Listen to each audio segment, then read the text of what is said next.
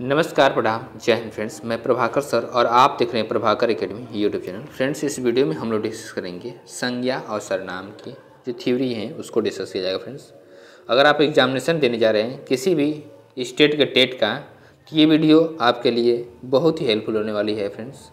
इसलिए वीडियो को स्किप न करते हुए पूरा देखिएगा, जिससे कि आपका सारा कॉन्सेप्ट क्लियर होगा। तो आप सी टेट या MP टेट, UP टेट या उसके साथ साथ हरियाणा टेट या उत्तराखंड टेट या उसके साथ साथ राजस्थान टेट में बेटर करेंगे फ्रेंड्स। इसलिए और चैनल पे पहली बार विजिट करें, चैनल सब्सक्राइब करते हुए बेल आइकन को प्रेस कर लीजिएगा फ्रेंड्स, जिससे कि आपके पास लेटेस्ट अपडेट पहुँचती रहे फ्रेंड्स। आइए वीडियो की शुरुआत करते हैं। संज्ञा क्या है उसके बारे में डिस्कस करते हैं फ्रेंड्स। ध्यान से देखिएगा। सबसे पहले फ्रेंड्स हम लोग बात कर लेते हैं कि शब्द वाक्य जो बनता है किन किन चीज़ों से मिलकर के बना होता है फ्रेंड्स।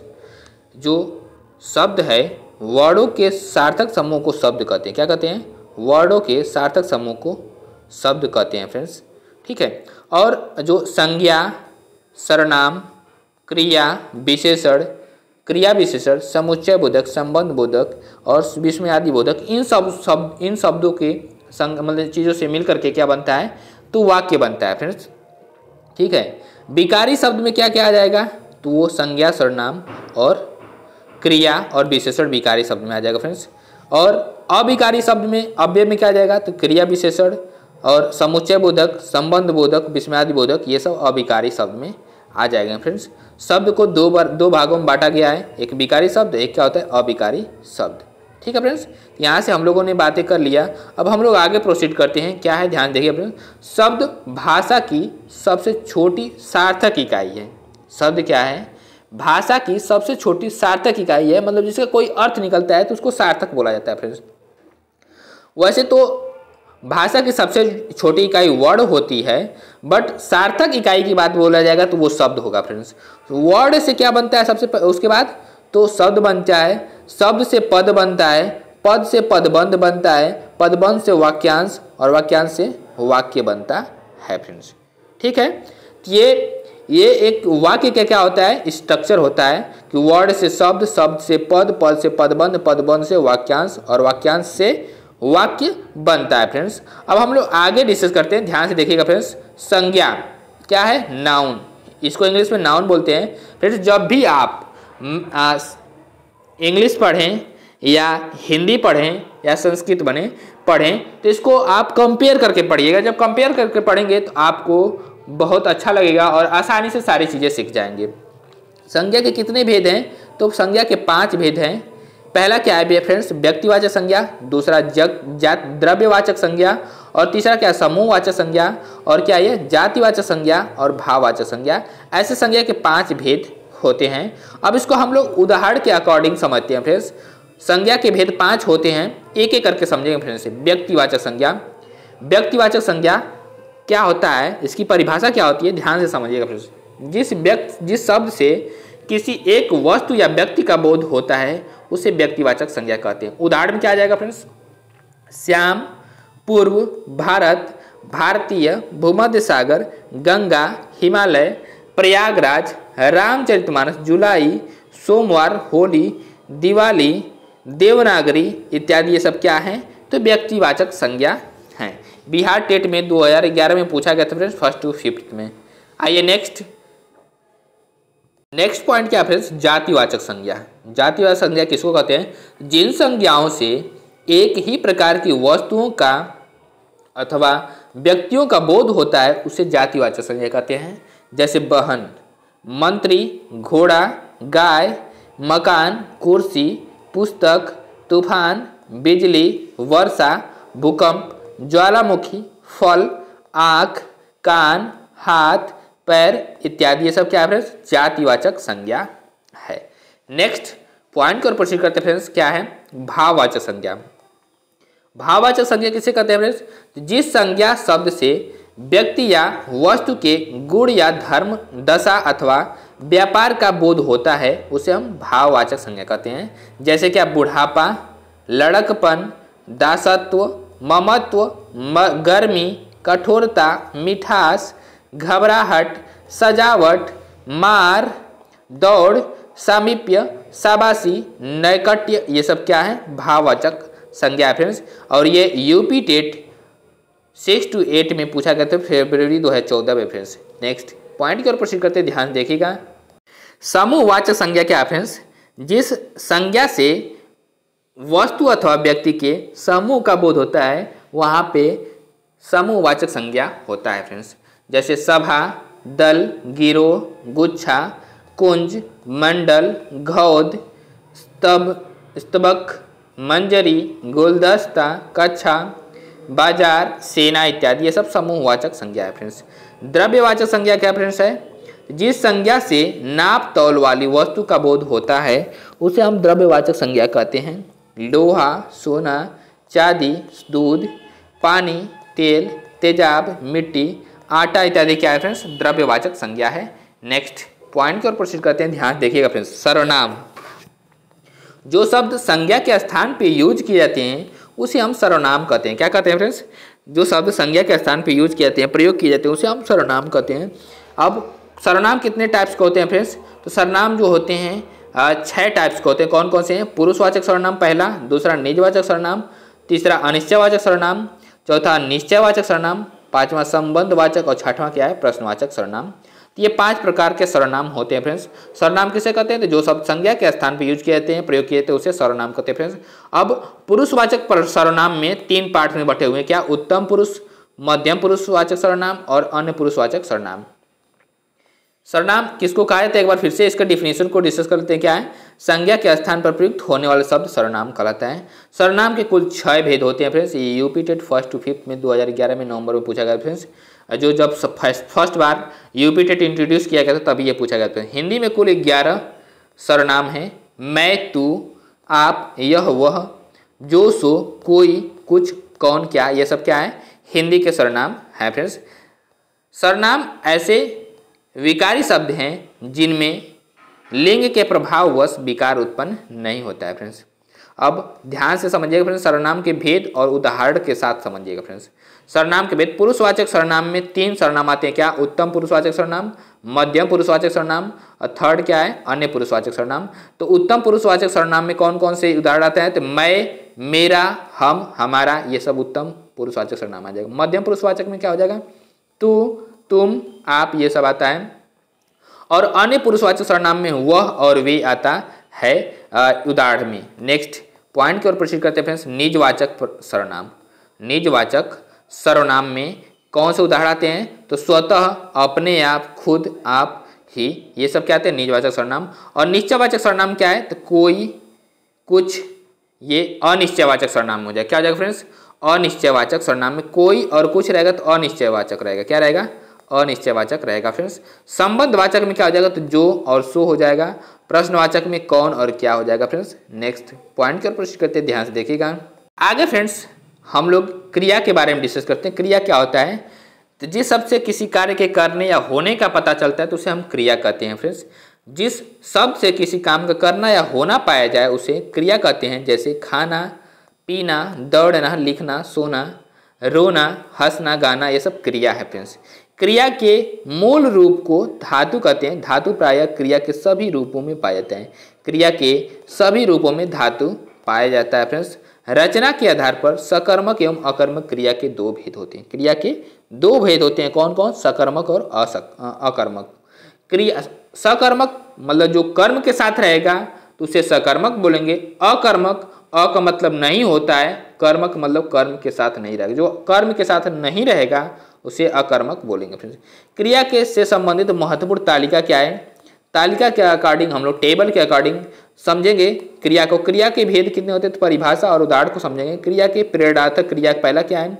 ऐसी क्रियाएं जिनमें यह बोध हो कि कर्ता स्वयं कार्य न करके अपनी प्रेरणा से किसी अन्य से कार्य कराता है तो वहाँ पे प्रेरणार्थक क्रिया होती है फ्रेंड्स। जैसे उड़ाना, उड़वाना। उड़ाना क्या हो जाएगा? उड़वाना हो जाएगा। तो उड़वाना क्या हो जाएगा? प्रेरणार्थक क्रिया आ जाएगी। उठाना, उठवाना, किसी से उठवा रहा है तो मतलब कि ये प्रेरणार्थक क्रिया आ जाएगी। चलाना का चलवाना हो जाएगा। कराना का करवाना हो जाएगा। खिलाना का खिलवाना हो जाएगा। ये उदाहरण दिए गए हैं क्या? प्रेरणार्थक क्रिया के। पढ़ाना का पढ़वाना हो जाएगा। नेक्स्ट संयुक्त या यौगिक क्रिया किसे कहते हैं फ्रेंड्स? 2 या अधिक क्रियाओं के मेल से बनने वाली क्रिया संयुक्त या यौगिक क्रिया कहलाती है। क्या है? तुम प्रतिदिन पढ़ने आया करो। तुम प्रतिदिन पढ़ने आया करो। पढ़ना भी है और आना भी है, तो ये क्या है? दो क्रियाएं होंगी, इसी को संयुक्त या यौगिक क्रिया बोलते हैं फ्रेंड्स। राजस्थान टेट 1 to 5 में 2011 में पूछा गया था फ्रेंड्स। आइए अब नाम धातु क्रिया के बारे में डिस्कस करते हैं फ्रेंड्स। नाम धातु क्रिया संज्ञा या विशेषण से बनने वाली क्रियाएं जो होती हैं उसे नाम धातु क्रिया कहते हैं। हाथ से हथियाना, बात से बतियाना, लात से लतियाना, गर्म से गरमाना और ठंडा से ठंडाना, चिकना से चिकनाना, ये होता है फ्रेंड्स। और शर्म से शर्माना जो होता है क्रिया, कौन सा क्रिया होता है ये? तो नाम धातु क्रिया होता है। नेक्स्ट अकर्मक क्रिया के बारे में डिस्कस करते हैं। अकर्मक क्रिया ऐसी क्रियाएं जिनके साथ कर्म की संभावना न हो, ऐसी क्रियाएं जिनका प्रभाव सीधे कर्ता पर पड़े उसे हम अकर्मक क्रिया कहते हैं। जैसे रोना, हंसना, चलना, दौड़ना, सोना, जगना, ये सब क्या अकर्मक क्रिया है फ्रेंड्स। सकर्मक क्रिया क्या होता है? तो ध्यान से देखिएगा फ्रेंड्स।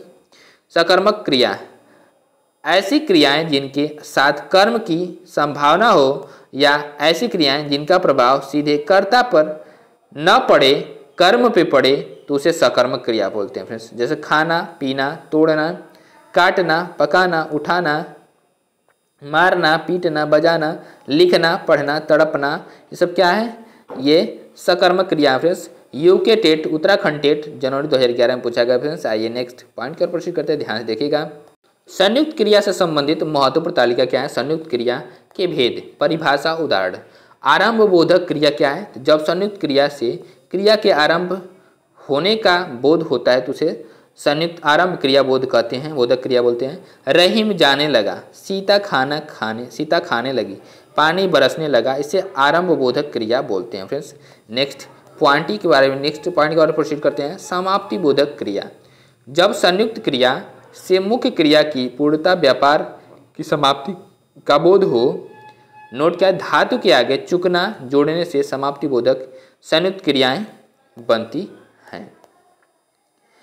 क्या इसका उदाहरण क्या फ्रेंड्स? वह जा चुका है, वह पढ़ चुका है, सीता खा चुकी है, ये क्या है? समाप्ति बोधक क्रिया है फ्रेंड्स। नेक्स्ट पॉइंट की ओर प्रश्न करते हैं नंबर 3, अवकाश बोधक क्रिया। अवकाश बोधक क्रिया जिससे क्रिया को निष्पन्न करने के लिए अवकाश का बोध होता है, वह अवकाश बोधक क्रिया कराती है फ्रेंड्स। जैसे वह मुश्किल से सो पाया, जाने न पाया, जाने न पाया, वह मुश्किल से सो पाया। नेक्स्ट क्या फ्रेंड्स? अनुमति बोधक क्रिया क्या है?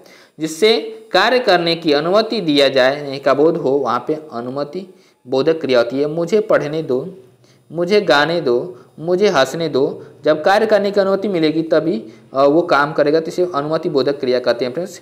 नेक्स्ट नित्यता बोधक क्रिया क्या है? जिससे कार्य की नित्यता, उसके बंद न होने का भाव प्रकट होता है, उसे नित्यता बोधक क्रिया कहते हैं। जैसे रहीम गाता रहा, हवा चल रही है, पेड़ बढ़ता गया।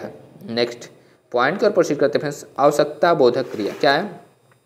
आवश्यकता बोधक क्रिया जिससे कार्य की आवश्यकता या कर्तव्य का बोध हो, वहाँ पे आवश्यकता बोधक क्रिया होती है। नोट साधारण क्रिया के साथ पढ़ना, होना या चाहिए क्रिया जोड़ने से आवश्यकता बोधक क्रिया संयुक्त क्रिया बनती है। जैसे क्या है? आपको यह कार्य करना चाहिए, मुझे स्कूल जाना पड़ता है, रहीम को पढ़ना चाहिए, ये सब क्या आवश्यकता बोधक क्रिया है। नेक्स्ट पॉइंट की ओर प्रश्न करते हैं फ्रेंड्स। निश्चय बोधक क्रिया। निश्चय बोधक क्रिया क्या है? जिस संयुक्त क्रिया से मुख्य क्रिया के व्यापार की निश्चयता का बोध होता है उसे क्या कहते हैं? निश्चय बोधक क्रिया कहते हैं। उसने कहा मैं मार बैठूंगा, वह भाग गया, वह अब कह ही डालो, अब कह ही डालो क्या है? तो संयुक्त क्रिया के व्यापार की निश्चयता का बोध होता है, तो वहाँ पे निश्चय क्रिया बोधक होता है फ्रेंड्स। आइए नेक्स्ट पॉइंट की ओर प्रोसीड करते ध्यान से देखिएगा। इच्छा बोधक क्रिया जिस क्रिया से के करने की इच्छा प्रकट होती है, वहाँ पे इच्छा बोधक क्रिया होती है फ्रेंड्स। वह पढ़ना चाहता है, रहीम जाना चाहता है, वो अपना घर आना चाहता है, वो अपने घर आना चाहता है, वो घर आना चाहता है, तो क्या हो जाएगा? इच्छा बोधक क्रिया हो जाएगा फ्रेंड्स। अभ्यास बोधक क्रिया फ्रेंड्स जब क्रिया के करने की अभ्यास का बोध हो, वहाँ पे क्या होता है? अभ्यास बोधक क्रिया होता है। नेक्स्ट पॉइंट पर प्रोसीड करते ध्यान देखिएगा फ्रेंड्स। राघव पढ़ा करता है, सीता लिखा करती है, तुम खेला करते हो। ये सब क्या है? अभ्यास बोधक क्रिया फ्रेंड्स। शक्ति बोधक क्रिया क्या है?